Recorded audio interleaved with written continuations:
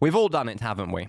We've asked somebody to show us how to do something important. We've stood there, nodding along, thinking to ourselves, this is a piece of cake, as they show us, step by simple step. Sure, we can now manage the problem. We return to our desk, only to realize, just 10 minutes later, that yes, we have completely forgotten how to do the thing that we needed to do. Shit. What are we going to do? There's nothing for it. We're just going to have to go back to the person and ask them to show us again.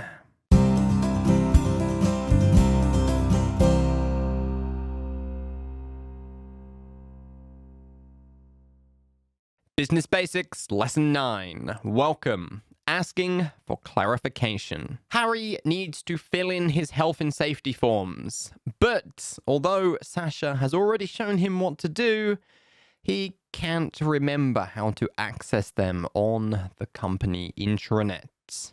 Oops. Not good going, Harry. There's only one thing for it. He's got to go back to Sasha and ask her to show him again. Harry sidled up to Sasha. If you sidle up to someone or something, you move close to that thing in a slow, cautious kind of manner. So here, Harry's body language tells us everything we need to know.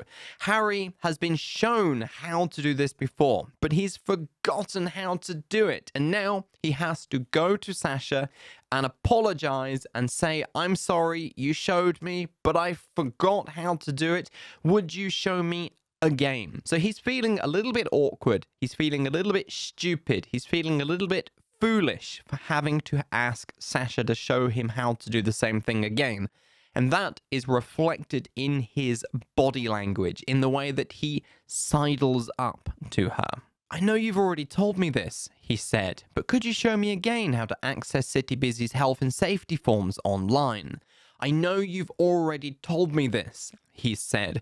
So this is a really common expression that is used to apologize in advance for asking the same thing twice or possibly more times.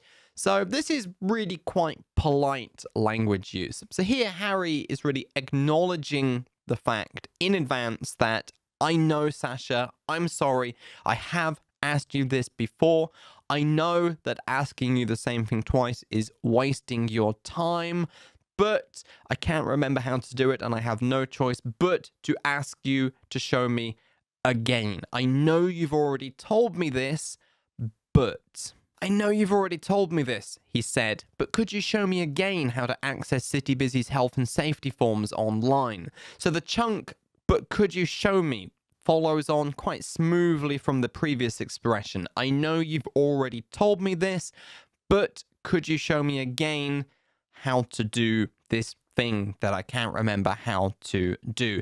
Again, the language that Harry is using here is really quite polite because he is asking someone to show him how to do something again. He has been shown before, but it still isn't clear to him. He still doesn't know how to do it. He still doesn't understand how to do it, either because he wasn't paying attention the first time or because Sasha's explanation wasn't very clear. We don't know. But regardless, Harry needs clarification. And that's what he's asking for here when he says, I know you've already told me this, but could you show me again? He's asking Sasha to, well, show him again to clarify the process, make it clear how he needs to access these health and safety forms. Of course, said Sasha. She showed him the file path. Of course. So here, in this context, this just means, sure, no problem. Of course, I can show you how to do that. She showed him the file path.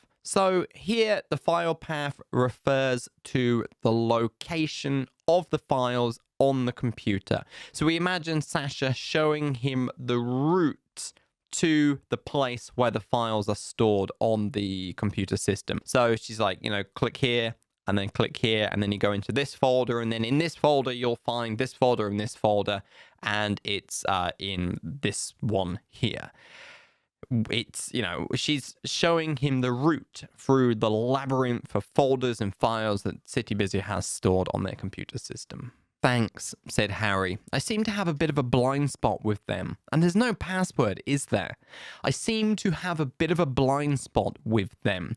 What exactly is a blind spot? Well, literally speaking, if you have a blind spot, it is an area where you can't see. So a really easy to understand example would be, say, when you are driving, the area just behind your head, behind your shoulders, would be a blind spot because you can't see there.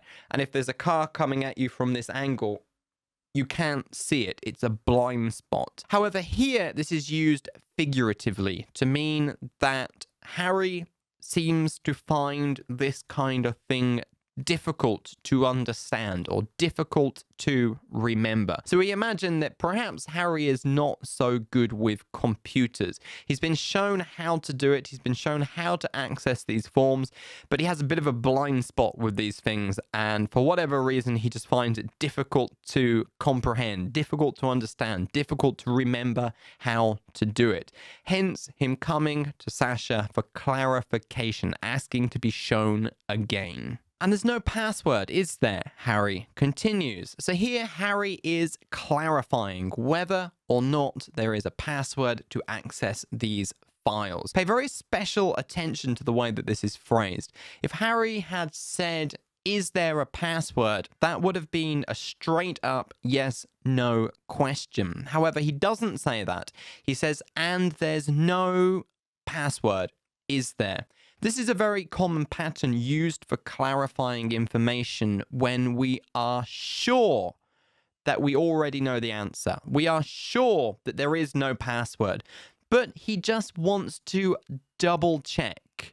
He's going to check anyway because it would be really embarrassing to come back to Sasha a third time to ask the same thing. So whilst he's here, he is clarifying whether there is a password or not. And there's no password, is there? Another really common way that you might use this is if you say, make someone coffee.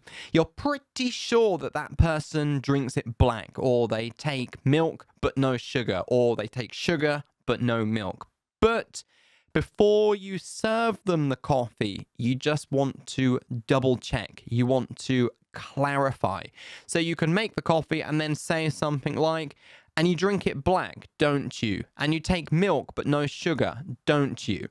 So, and followed by the thing that you are clarifying, is there, don't you, aren't you, etc., etc., etc. "No," replied Sasha. "You can just go straight in." So here, you can just go straight in means you can access the files directly, no password, no obstruction. You can just get in there, open the files up, and you are ready to go.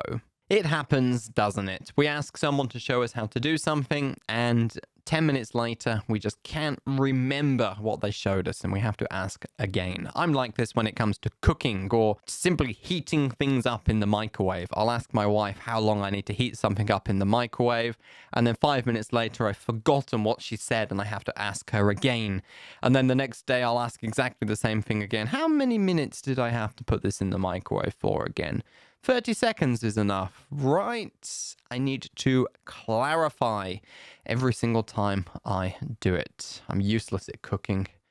I'm useless at heating things up in the microwave too, apparently. Anyway, that is the end of another Business Basics conversation. As always, go back over this conversation, make sure that you've understood all the language that we've talked about here. You've understood the meanings of the phrases and expressions that we've discussed, and importantly, you understand why and how they are being used in this context to clarify information. Do the shadowing exercise. Just make sure that you perfect the pronunciation of all these common chunks, phrases, and expressions. And I will see you in Business Basics lesson number 10, where we are going to be finishing work for the day.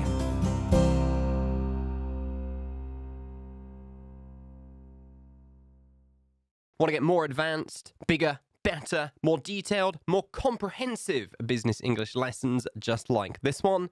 Head over to doingenglish.com/membership and join us in Julian Northbrook's League of Extraordinary English Speakers.